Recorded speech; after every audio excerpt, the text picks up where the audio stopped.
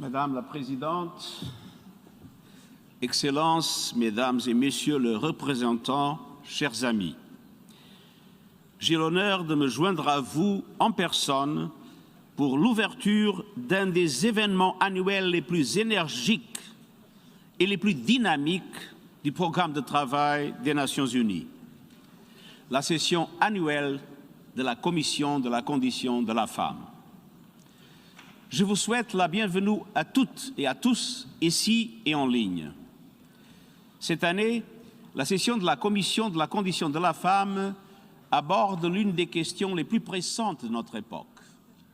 Les situations d'urgence sans précédent causées par la crise climatique, la pollution, la désertification et la perte de biodiversité associées à la pandémie de Covid-19, ainsi que les répercussions des conflits nouveaux ou en cours, se sont accélérées et intensifiées, donnant lieu à des crises généralisées et interdépendantes qui nous touchent toutes et tous, mais pas de manière égale. Partout, ce sont les femmes et les filles qui font face aux plus grandes menaces et subissent les préjudices les plus graves. Partout, les femmes et les filles passent à l'action pour lutter contre les crises climatiques et environnementales. Et partout, les femmes et les filles continuent d'être largement exclues des lieux de prise de décision. Les femmes et les filles qui vivent dans les petites nations insulaires, les pays les moins avancés et les zones de conflit sont les plus touchés. Lorsque les ressources naturelles locales, comme l'eau et la nourriture, sont menacées, ce sont les femmes qui souffrent le plus et qui ont le moins de moyens pour s'adapter. Les crises environnementales et les phénomènes météorologiques extrêmes tels que les sécheresses et les inondations affectent de manière disproportionnée les agricultrices, leur alimentation, leurs revenus et leurs moyens de subsistance. Il apparaît de plus en plus que le mariage et l'exploitation d'enfants sont liés à la crise climatique. Les études montrent que lorsque des catastrophes climatiques frappent, ce qui est de plus en plus fréquent, les femmes et les enfants courent jusqu'à 14 fois plus de risques de mourir que les hommes. Les changements climatiques exacerbent les conflits dans le monde entier. Et les femmes qui œuvrent à la consolidation de la paix se retrouvent souvent en première ligne tout en s'efforçant de faire vivre leur famille et leur communauté, même dans des situations de crise multiples et étroitement liées.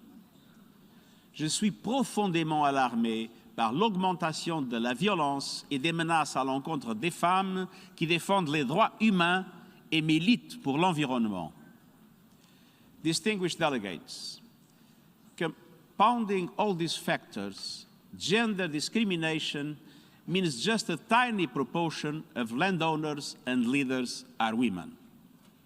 Women's needs and interests are often ignored and pushed aside in policies and decisions about land use, pollution, conservation, and climate action.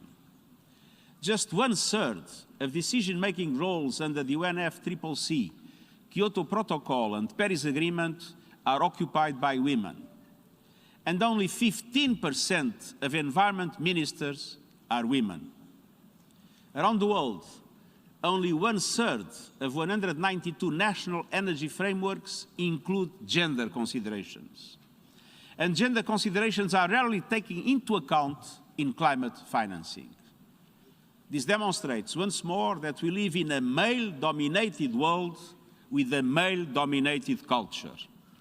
We are still living with the results of millennia of patriarchy that excludes women and prevents their voices from being heard. We cannot realize any of our goals without the contributions of all. And this is why everyone, including men and boys, should be working for women's rights and gender equality. Distinguished delegates, the Paris Agreement is essential to the rights of women and girls. Addressing biodiversity loss, land degradation, and pollution are vital to creating lives of dignity for all on a healthy planet. But we will not get there without women's full and equal participation and leadership. Women and girls leaders are at the forefront of the climate and environmental movements. Women farmers and indigenous women are authorities on managing resources sustainably. Women policymakers are essential to plan a future that takes everyone's interests into account.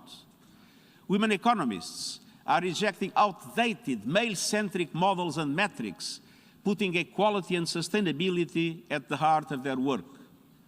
Women lawyers are speaking up for the vulnerable and taking on powerful business interests that threaten their livelihoods.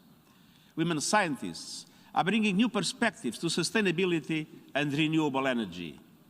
And women and girl climate activists are standing up for everyone's rights to a livable climate now and for future generations. In every sphere, women's voices, rights and contributions are vital to build the sustainable economies and resilient societies of tomorrow. My first ever report on the links between the climate emergency and gender equality outlines concrete steps to put women and girls at the center of climate and environmental policy. Distinguished delegates, over the past 2 years, gender inequalities and injustices have been highlighted and exacerbated by the COVID-19 pandemic. Millions of women have been thrown out of work with a crushing impact on their economic and social rights. Millions more have been confronted with an impossible choice between earning an income or doing unpaid but essential care work. Millions of girls are out of school.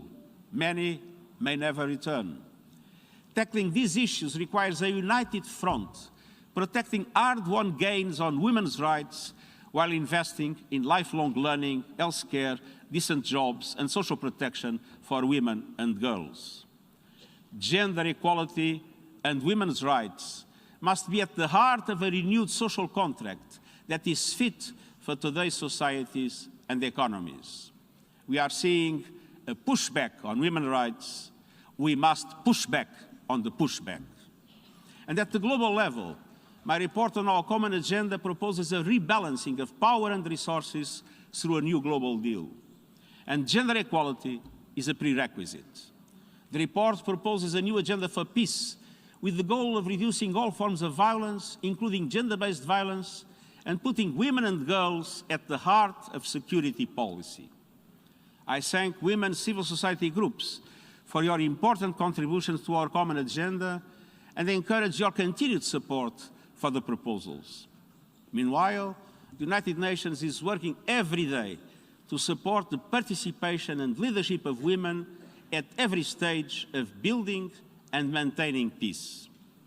We have reached, more than 1 year ago, gender parity at the level of the 190 senior leaders of the United Nations, and the Secretary-Generals and Assistant Secretary-Generals, full gender parity. And we have full gender parity in the leadership of country teams, the resident coordinators. And this is essential to make the UN more able to represent all the people in the world. And my special envoys and special representatives are designing and supporting strategies for more inclusive peace processes. Gender advisors in our special political missions promote women's participation and ensure women's priorities as integral to all our political efforts. And we work closely with women's mediation networks in Africa, the Mediterranean, and beyond. This is not only a matter of justice. Women's equal leadership and participation are vital to create peaceful, resilient communities and societies. We cannot separate the perilous state of peace in our world from long-standing structures of patriarchy and exclusion. And the war in the Ukraine is another clear demonstration of this affirmation.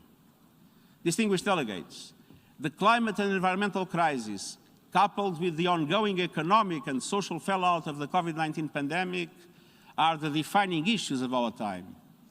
Our collective response will chart our course for decades to come. To forge the sustainable future we need, women and girls must be front and center, leading the way. Your work in this Commission is vital to that effort, and I wish you a successful meeting, and I thank you.